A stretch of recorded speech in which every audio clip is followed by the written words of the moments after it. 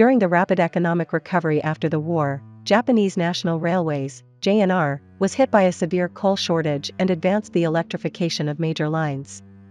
However, many main lines and regional lines remained non-electrified, requiring a long time to fully electrify. As transportation demand shifted from freight to passengers, there was increasing demand for comfortable, smoke-free travel. JNR began developing large diesel locomotives for main lines, leading to the creation of the DD50 and DF50. However, high-output domestic engines were difficult to produce at the time, forcing reliance on technology partnerships with overseas manufacturers. This dependence meant that all parts procurement and minor improvements required dealings with foreign companies, leading to high costs and lack of flexibility.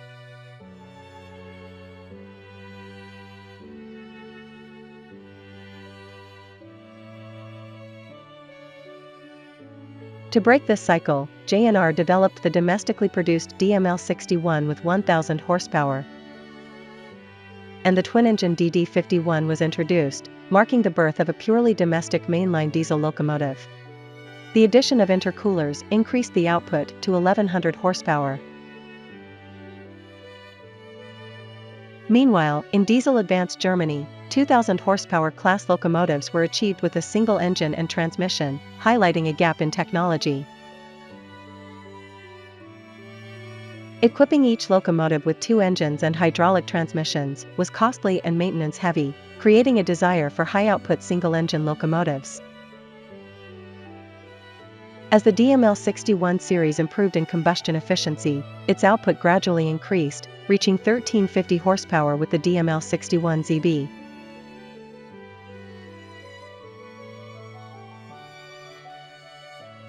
This technological innovation led to the development of the 2,000 horsepower class engine, DMP81Z, based on the DML61 but increasing the cylinder count from 12 to 16.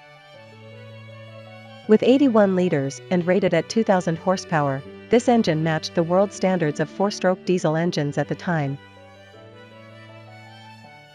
This was a significant milestone in the history of Japanese locomotive diesel engines, which had long been in a slump.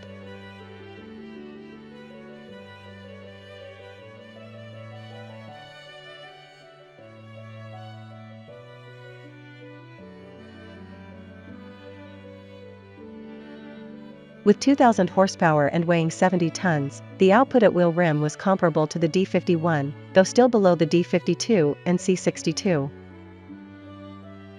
However, since the main stages where these high-power steam locomotives operated were already electrified, the new locomotives were to replace D51s on regional submain lines.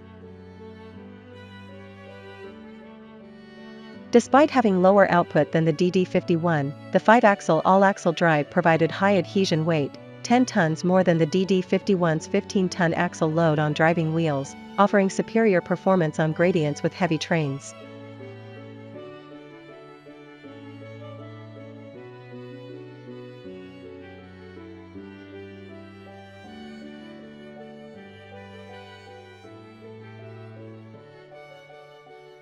Like the DE10, the locomotive had a unique AAA axle arrangement, where one bogie appeared to be a 3-axle bogie but was actually supported independently for each axle.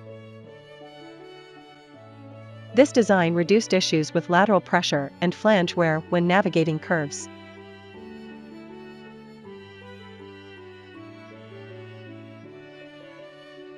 The improvements in engine performance and the success of this unique bogie design led to the concept of the DF51, a 3,000 horsepower class locomotive with an AAA axle arrangement.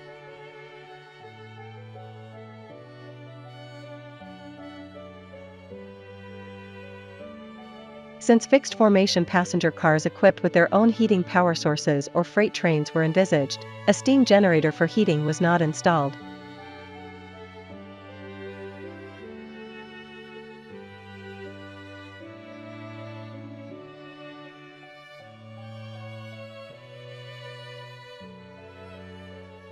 Simultaneously, the mass production of a new series of DMUs, development of gas turbine railcars, and this high-output diesel engine brought hope to JNR's world of internal combustion vehicles, heralding the birth of new stars. However, the subsequent rapid rise in oil prices, progress in electrification, deterioration of JNR's finances, and thorough standardization cast a dark shadow over their future.